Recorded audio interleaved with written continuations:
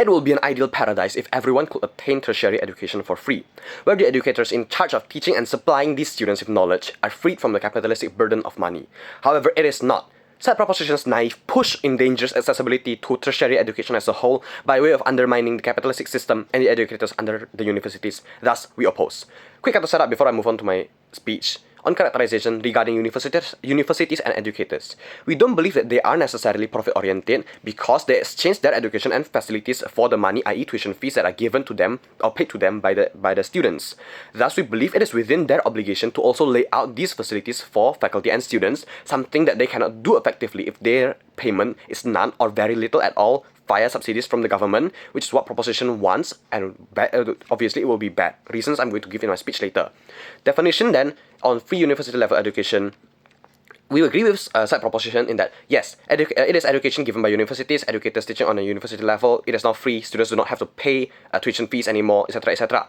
For the counter model, we believe to keep it just as is. We believe in the status quo and tuition fees still existing. However, note that, Judge, scholarships also still exist. Needs-based and merits-based scholarships still exist, so proposition cannot say that opposition do not have a way to actually pander to people who are less fortunate than others. Quick negation towards side prop then, on prop's ideal of having the government reroute budgets from other sectors to education. Yes, we believe it is good, but not only is there no likelihood analysis on this point at all, so you cannot truly credit that, Judge, it also only benefits the students, not the faculty and staff who work and toil away to provide the facilities and education for the students. We feel it is more unlikely, therefore, for the government to want to fund its citizens' tertiary education because, 2 points here.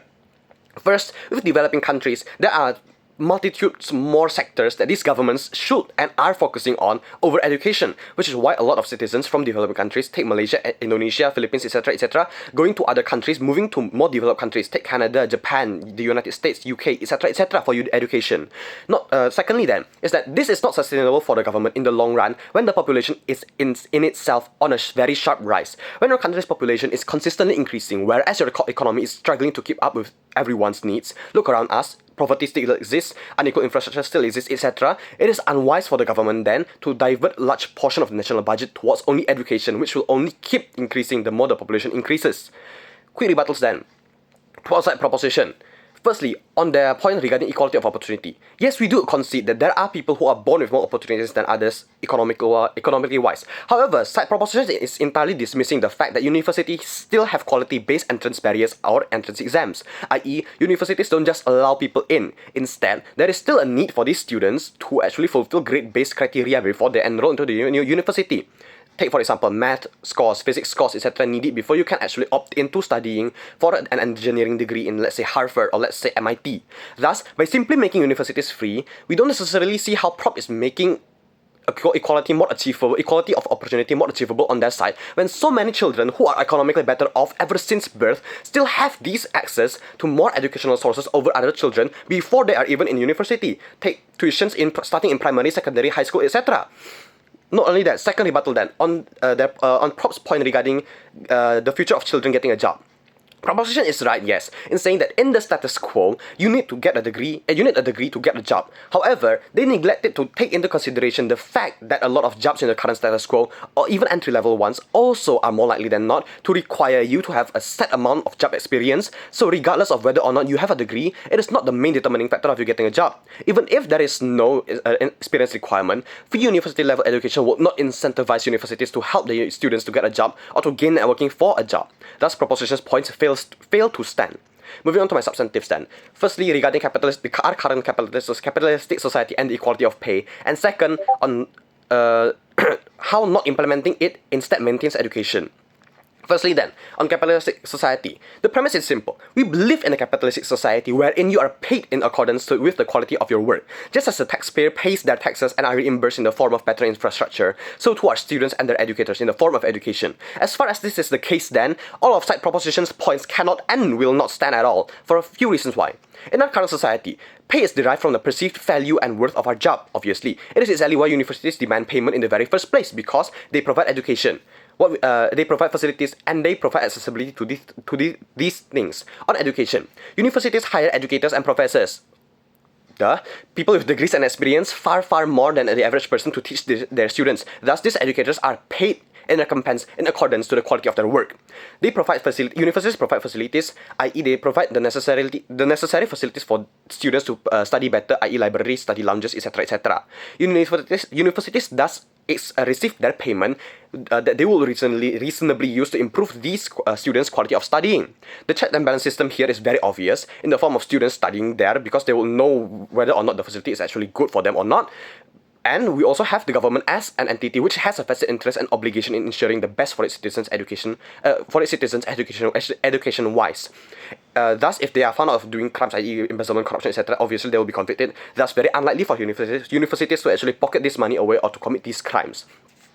Thirdly, on accessibility, simply put, universities allow students to both gain access to education and additional resources to facilitate their education far more easily and far more efficiently.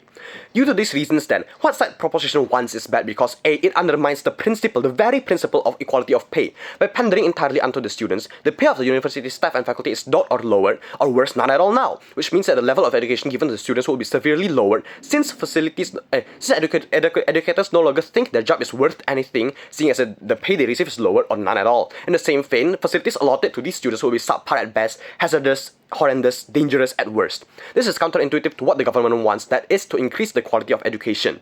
This is counterintuitive to what side proposition's vision is, that being to increase the quality of education, to ensure that everyone has tertiary education. Moving on then to my second point on how not implementing actually maintains education.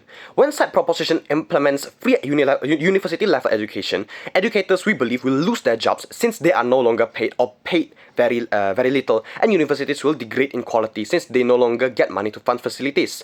Thus, there wouldn't be a job market at all for educators anymore since they will not be paid for their work. And with the basis of a capitalistic society, they wouldn't be able to feed themselves, clothe themselves, or even have a roof over their heads if they aren't paid. The likelihood is very simple. Judge, you can refer to my the unlikelihood of the government to actually subsidize.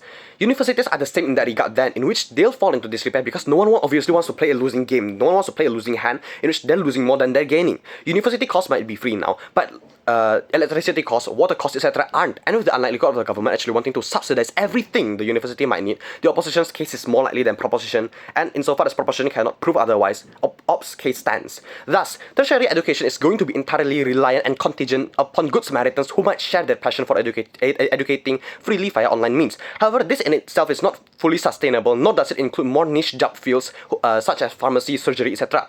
Playing on proposition's point then of the government being able to subsidize everything, we still think that education is going to drop rather than be maintained or increased due to the lowered cost of educators and lowered facility budget that unis get. Whereas with side opposition, we get to maintain our current level of education without sacrificing the livelihoods of the university staff and educators, whilst also providing university students with facilities that they paid for. Thus, side opposition is proud to oppose.